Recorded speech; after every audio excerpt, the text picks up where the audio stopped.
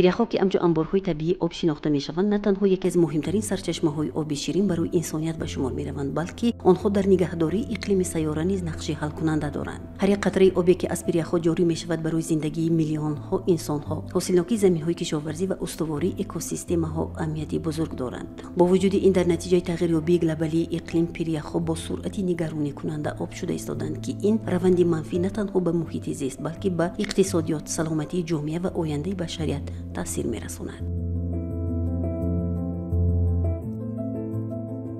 امروز اون تجربه که ما داریم در سطح جهانی به سابقه هستند و عموما نماینده مگاته چنین ابراز داشت که در سطح جهانی در سیستم مگاته یگانه لابراتوری هست در اکادمی اینها که با آموزش ایزوتوپی پیریخ‌ها سر و کار دارد که این البته سبب سرفرازی ما هستند. Проблема очень актуальна для нашего региона, и мы должны это все учитывать и принимать меры уже сейчас, потому что это не какая-нибудь далекая перспектива, это очень ближайшее будущее. Если мы не объединим свои усилия и не будем решать эти проблемы, то для нашего будущего поколения это будет очень тяжело. هر یک کشور در آسیای مرکزی با مشکلات معین در حفظ پیریخ‌ها روبرو است و مبادله تجربه ها می تواند در یافتن راه‌های حل این مشکلات کمک کند. حفظ پیریخ‌ها نه تنها وظیفه اکولوژی بلکه مسئولیت اخلاقی و اجتماعی برای نسل‌های امروز و آینده می باشد. تشبس‌های بی‌واسطه حکومت جمهوری تاجیکستان خاصتاً اساسگزار صلح و وحدت ملی پیشوای ملت محترم امامعلی رحمان در سمت حفظ پیریخ‌ها از جانب جامعه جهانی استقبال گرم و صمیمی یافته. سرور دولت تاجیکستان در عرصه بین‌المللی همچون چهره درخشان سیاسی و پایه‌گذار دیپلماتیای آب در جهان معاصر پذیرفته شدند. محض اقدام پیشوای ملت تاجیکستان بود که سازمان ملل متحد سالهای آخر در مورد مشکلات آب تازه 9 قرار و برنامه قبول نمود و 5 پیشنهاد و تشبس پیشوای ملت ما مورد عمل قرار گرفت. باز یک تشبس بی‌نظیرانه پیشوای معظم ملت اساسگزار صلح و وحدت ملی پرزیدنت کشور محترم امامعلی رحمان در سطح بین‌المللی قبول گردید که سال 2025 سال حفظ پیریخ‌ها در سطح جهانی قبول کرده شد و ما از این افتخار میکنیم.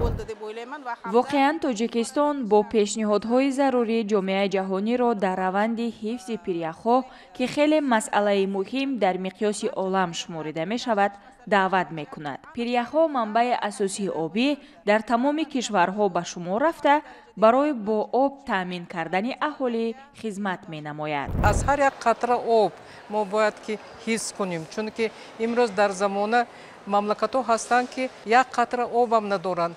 ما خوشبخت‌ترین مملکت هستیم که سیرآبی داریم. لیکن برای اون که این رو حفظ کنیم ما باید که هم از نقطه نظر علم هم از نقطه نظر کارهای هر روزه که ما کرده استادیم در تمام جامعه بسیار کارهای اطلاعاتی گذراندن لازم.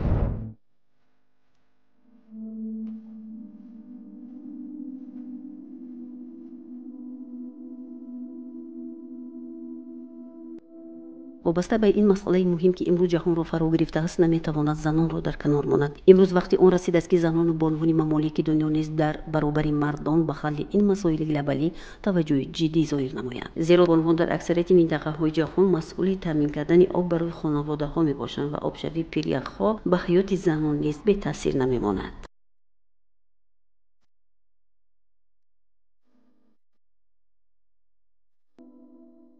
بعد از اعلام نمودن سال 2025 همچون سال حفظ پیریخ‌ها ما توانستیم که همین ساحه پیریخ‌شناسی رو پیش بریم و ما افتخار از آن داریم که زنهای تاجیکی ما می توانند برابر مردها کارهای اکسپدیسیونی رو پیش برند و کارهای علمی رو پیش برند.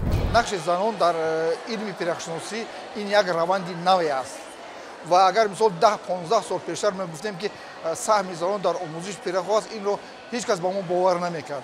امروز با شرافت سیاست امروزه جناب عالی بلند برداشتن مقام زن امکانیت داد که ما راه اندازی کنیم و زنها رو به این کار جلب کنیم و مثلا در دستاوردهای خیلی هم نظر است دارم дар маркази омӯзиши пирахҳо занҳои пирахшинос усулҳои нави омӯзиши изотопиро баромонданд ки дар сатҳи ҷаҳонӣ нестанд ва имрӯз ин марказ имконият медиҳад ки аз дигар давлатҳоро омода ба ин ҷо таклиф намоем ва онҳоро омӯзонем.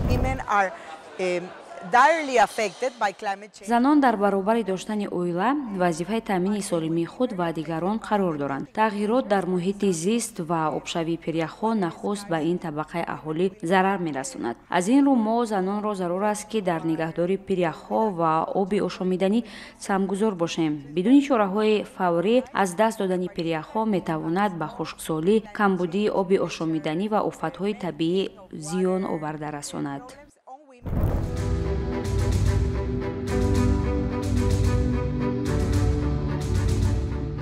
дар китобхонаи миллии тоҷикистон дар доираи конфронси байналмилалии сатҳи баланд оид ба ҳифзи пиряхҳо форуми пеш аз конфронсии занон дар ҳифзи пиряхҳо баргузор гардид. иштирокдорони форум нахуст аз намоиши васеъи дастовардҳои ҳунармандону косибони кишвар дидан намуда ба ҳар яки онҳо баҳои баланд доданд.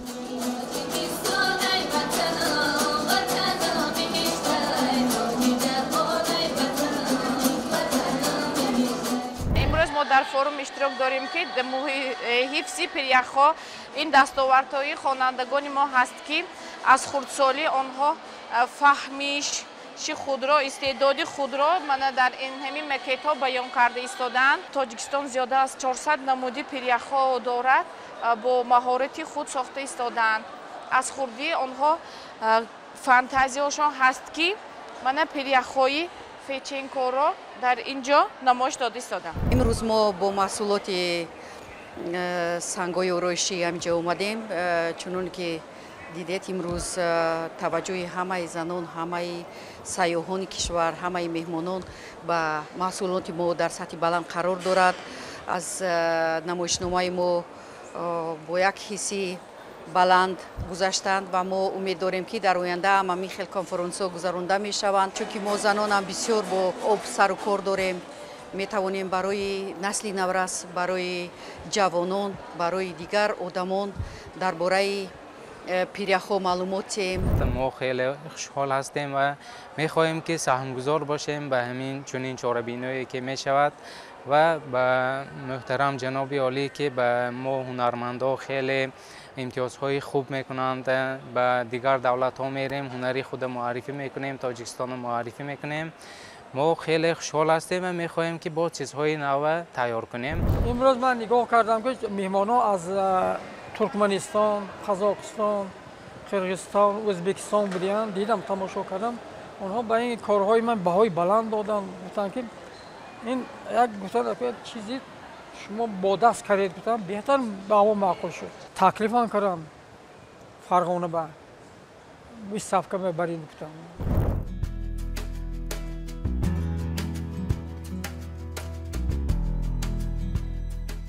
чӣ тавре мебинед дар ин ҷо ҳунармандон бо маҳсули эҷоди худ ки дар бахшҳои мухталиф бо завқу салиқаи баланд офарида шудааст тоҷикистонро муаррифӣ намуданд. дар баробари ин аз дастовардҳои худ аниқтараш армағони миллӣ чун рамзи ёдгорӣ аз тоҷикистон ба иштирокдорон тӯҳфа карданд ки ин самимият ба меҳмонон рӯҳу илҳоми дигар бахшид. тоқиёи кулобиро ба меҳмонон пешкаш кардем. тоқиё ки мо дар инҷа истодагӣ аст, ма бисёр нақшҳои қадима мебошад. бояд ки ҳамаи ҳамин нақшҳое ки аз тоҷикистон дагирам бояд муаррифӣ кунем. бози раҳмат ба ҷаноби олӣ ки ана чиё қадимаро эҳё карданд. I love Tajikistan. This is my third time in Tajikistan. тоҷикистонро хеле дӯст доштам. бори сеюм аст ки ба ин ҷо меоям. мардуми тоҷик бисёр меҳмоннавозанд. барои ман бештар фарҳанги миллати тоҷик, хӯрокҳои болаззат, либосҳои миллӣ ки занону духтарон ба бар карданд бисёр маъқул шуд. ҳамзамон мусиқии тоҷикӣ хеле роҳатбахшу дилнавоз аст.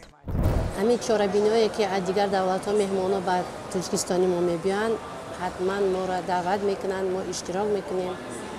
бисёртар ҳамин маҳсулотҳои моро харидорӣ мекунанд. пиряха нигоҳ доштан бисёртар мо бояд дарахтшонро омода кунем. дарахтҳо ки бисёртар шудами бухоршавӣ, ҳам оксиген, ҳам ҳавои тоза мӯяд бисёр мешавад. фаҳмидед, газҳои карбон кам мешавад. газҳои карбонро дарахт мегирад.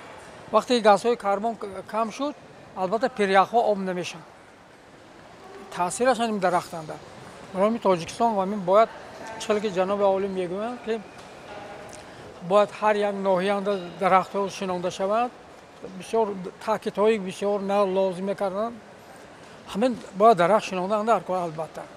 ҳар як кас ақаллан ҳаёташ ба 10 биқ дарахт шинонда шуда кор. барои бо муҳити зиста барои обод кардан, барои ҳамин пиряхҳое ки барои об нашуданаш бояд мо дарахт бисёр шинонда кор. дар кӯҳҳо, дар раҳҳо. ҳамзамон дар толори китобхона муколамаи занони осиёи марказӣ 2025 ки имсол раёсати онро ҷумҳурии тоҷикистон бар зимма дорад расман оғоз гардид. дар конфронс намояндагони ҳукумати ҷумҳурии тоҷикистон, сохторҳои давлатӣ, созмонҳои байналмилалӣ, муассисаҳои илмӣ, ҷомеаи шаҳрвандӣ, бонувон ва ҷавонони фаъол иштирок намуданд. дар оғоз муовини сарвазири мамлакат Дилрабо Мансурӣ суханронӣ намуда зикр доштанд ки таҷрибаҳои ҷаҳонӣ собит намуданд ки дар ҷараёни ҳалли проблемаҳои мавҷудаи экологӣ бо мақсади устувории экологии танҳо як кишвари алоҳида ноҳил шудан имконпазир аст. дар ҳамин ол барои ҷилавгирӣ аз мушкилоти экологӣ хосатан ҳифзи пиряхҳо ҳукумати ҷумҳурии тоҷикистон якҷоя бо тамоми кишварҳои ҷаҳон ташаббусҳои судманд анҷом медиҳад. ҷалби занону бонувони тоҷик низ ба ин масъалаи муҳим яке аз ҳадафҳои ҳукумати мамлакат аст. ҳолати баҳодиҳӣ, ҳолати реалии пиряхҳо ва роҳҳои коркарди пешгирӣ кардани аз меъёр зиёд об шудани пиряхҳо мебошад. ва барои ҳамин ҳам мо мақоми занро дар ин ҷо хеле ҳам хуб муайян кардем, барои ки 22 давлати ҷаҳон ташриф оварданд ва таҷрибаи омӯзиши пиряхҳоро ки занҳо ба роҳ монданд имрӯз онҳо шинос мешаванд ва ин як такони наве аст дар илми пиряхшиносӣ. Конечно, сегодня были озвучены очень актуальные вопросы по поводу ледников, таяние их, и отмечены были решения, методы решения какие-то, пути решения, актуальность этих проблем, и что эти проблемы в одиночку решить невозможно, что это касается всего региона, и весь регион должен быть задействован в решении данных вопросов. И, конечно же, участие женщин, насколько они вовлечены в процессе эти, и насколько их в первую очередь затрагивают проблемы чистой питьевой воды, потому что женщина является, обеспечивает семью водой, едой, теплом, и это ее очень важная роль в семье, вообще формирование семьи и воспитание детей. чорабиниҳо имконият медиҳад ки мо дар тарбияи насли наврас, дар тарбияи кӯдакон саҳми арзандаи хешро дар ин раванд гузошта тавониста бошем. яъне дар ниҳоди кӯдакон аллакай модарон метавонанд аз кӯдакӣ, аз хурдсолӣ истифодаи самараноки об, экология, муҳити зист, иқлимро дар ниҳоди кӯдакон ҷой дода бошанд. форуми мазкур ки мизбони он тоҷикистон аст, имконияти бештари ҳамкорӣ ва мубодилаи таҷрибаҳои маҳаллӣ ва байналмилалиро ба занони пиряхшинос ва олимони экологияи кишварҳои дигар фароҳам меорад. ҷалби занон дар масъалаҳои муҳити зист ва тағйирёбии иқлим метавонад дар оянда барои расидан ба ҳадафҳои рушди устувор заминаи мусоид оварад. аз ин лиҳоз занони кишварҳои осиёи марказӣ бояд робитаҳои доимии мутақобилан судманд дошта бошанд. мавзӯъҳое ки дар форуми байналмилалӣ пеш аз конфронсии занон дар ҳифзи пиряхҳо дар доираи конфронси байналмилалии сатҳи баланд оид ба ҳифзи пиряхҳо баррасӣ гардидаанд, дар ҷомеаи ҷаҳонӣ аҳамияти басокалидӣ доранд, хосатан нақши занон дар пешгирӣ ва мутобиқшавӣ ба тағйирёбии иқлим. баррасии ин масъала нишон медиҳад ки занон метавонанд дар ташаккули иқдомҳои устувор ва амалҳои зист нақши фаъол дошта бошанд. ман ки дар озмоишгоҳи сифати оби затобҳо ва санитария корро пешбарӣ менамоям ва ду пиряхи ки ман меомӯзам дар давоми 2 сол ҳар сол мо кори экспедитсиониро мебарем ва ман фикр дорам ки ин хеле муҳим аст ки имконияте ки давлат ба мо медиҳад ки занҳоям метавонанд кори илмиро пеш баранд ва кори экспедитсиониро кунанд дар сатҳи баланд. Я думаю, что мы какие задачи перед собой поставили, достигли. Самый главный вопрос у нас сейчас – мы еще очень усиленно должны вместе взаимодействовать все регионы, потому что мы очень климатические изменения касаются нас всех. мы должны уже адаптироваться. И в том числе к адаптации должны приучить женщин. Вот этот вопрос мы сегодня активно обсуждали.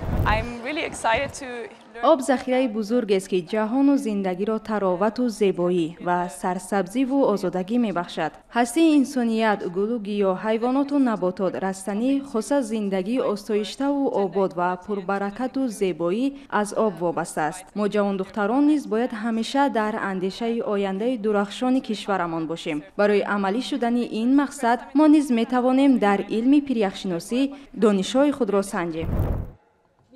инчунин масъалаҳои тағйирот дар соҳаи кишоварзӣ ва таъсири он ба зиндагии занон ва масъалаҳои муҳоҷирати экологӣ мавриди таваҷҷӯҳи коршиносон қарор гирифт. таъсири тағйирёбии иқлим ба ҳаёти занону духтарон бахусус дар деҳот ва кӯҳистон низ аз мадди назари иштирокдорони форум дар канор намонд. гуфта шуд ки тағйирёбии иқлим дар мадди аввал ба ин гурӯҳ таъсири манфӣ мерасонад, зеро онҳо дастрасӣ маҳдуд ба захираҳо ва технология доранд. аз ин рӯ дастрасии онҳо ба фароҳамсозии шароити баробар хеле муҳим аст.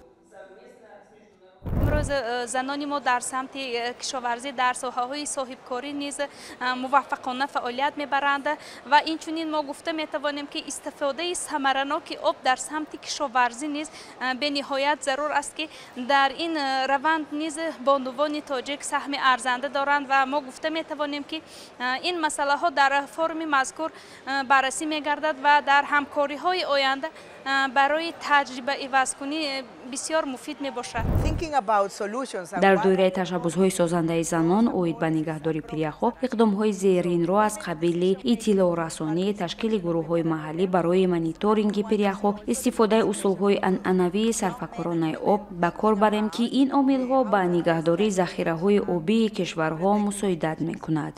рушди деҳот ва агар нигоҳ кунем, агар асосии истифодабарандагони захираҳои обӣ, тағйирёбии иқлим ин занони деҳа мебошад. истифодаи тарзи дурусти замин, тарзи дурусти об, тарзи дурусти кишоварзӣ бисёр ҳам саҳми муҳим мебозад.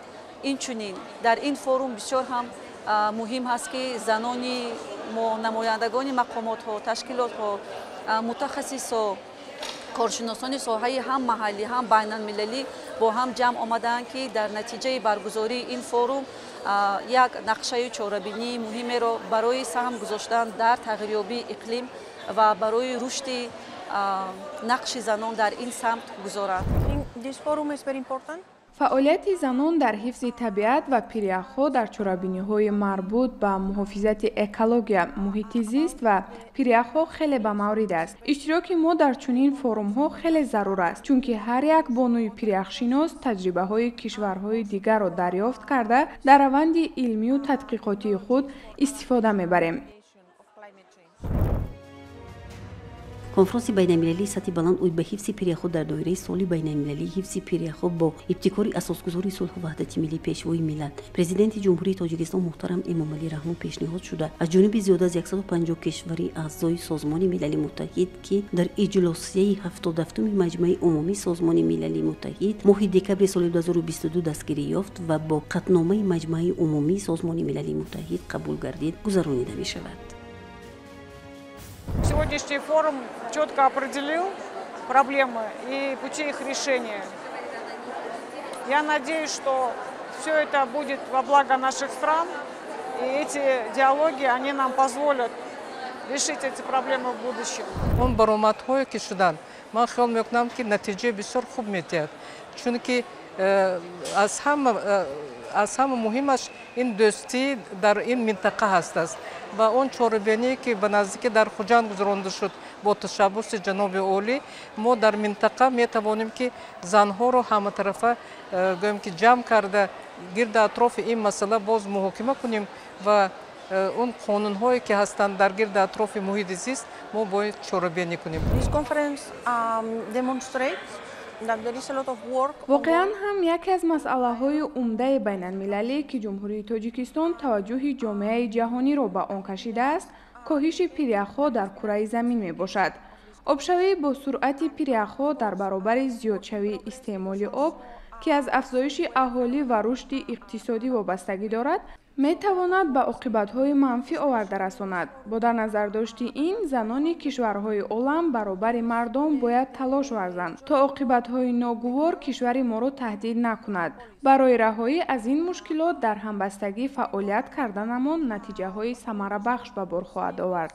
мо агар анамин истифодаи зарфҳои пластмассиро кам кунем, истифодаи ҳамон маҳсулотҳое ки аз пластмасс мешавад истеҳсол мешавад, онҳоро истифода набарем ё ин ки онҳоро дар як ҷои партова нигоҳ дорем ва ҳамин тарбияи покизагӣ тоза нигоҳ доштани муҳити зистро барои фарзандонамон омӯзонем, як иқдоми хуби беназир дар ҷомеаи ҷаҳонӣ саҳмгузор мешавем. And especially to the women in glacier preservation. ҳифзи пиряхҳо бо реҷаи миллӣ ва байналмилалӣ ҳамчунин tashabbusҳои давлату созмонҳои байналмилалӣ роҳандозӣ мешавад. дар сатҳи байналмилалӣ иқдоми ҳимояи пиряхҳоро ҷумҳурии Тоҷикистон бо ибтикори президенти ҷумҳурии Тоҷикистон пешбарӣ намуд ки аз ҷониби Созмони Милали Муттаҳид ва кишварҳои гуногун ҷонибдорӣ гардид.